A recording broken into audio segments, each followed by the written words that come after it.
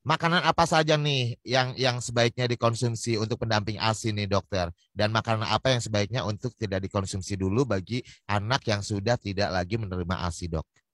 Ya, yang sekarang lagi ngetren masalah dengan masalah makanan pendamping ASI dan anak yang mendapatkan ASI adalah risiko kekurangan zat besi.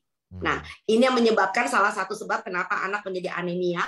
Anak menjadi anemia tentu pertumbuhannya akan terganggu. Udah terganggu dia juga jadi rewel kalau makan. Anak anemia biasanya tuh nafsu makannya buruk. Dan kemudian risiko beberapa penyakit bisa timbul. Termasuk sering batuk pilek, sering diare, dan Hmm. sebagainya. Nah, untuk mencegah ini terjadi, sekali lagi ya, itu sebabnya kenapa seorang ibu harus mempertahankan supaya tidak boleh anemia. Sejak dia hamil, melahirkan, sampai menyusui. Dan itu sebabnya kenapa usia 6 bulan MPASI sudah diberikan tepat waktu.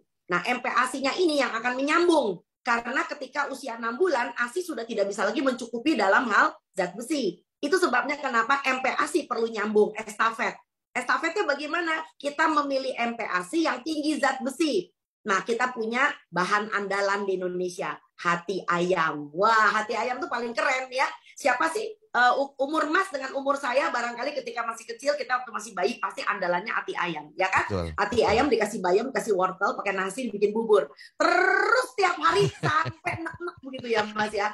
Dan insya Allah anak-anak itu memang tidak akan menderita anemia gitu loh Hmm. ya. Jadi bagaimana kalau seandainya ibu-ibu zaman sekarang belajarnya lewat medsos, ya Hmm. anaknya diberi aneh-aneh, diberi MPASI pakai oat Mas, oat.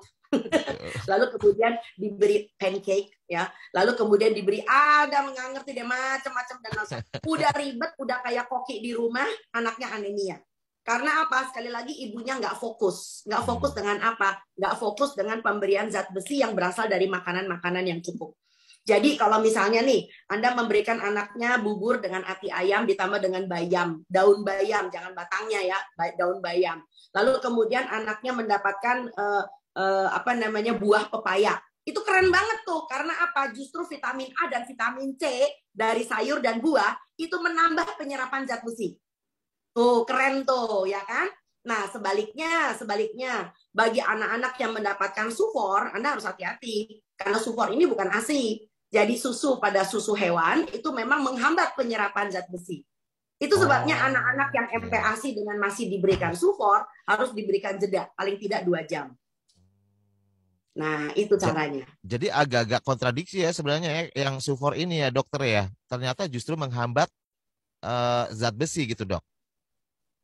Karena berasal dari susu sapi. Karena susu sapi itu mengandung yang namanya alfa kasein. Nah, alfa kasein Hmm, ini yang memang akhirnya menghambat penyerapan zat besi. Sedangkan pada air susu ibu, alfa kaseinnya tidak ada dan sangat kecil, boleh dibilang malah nggak ada.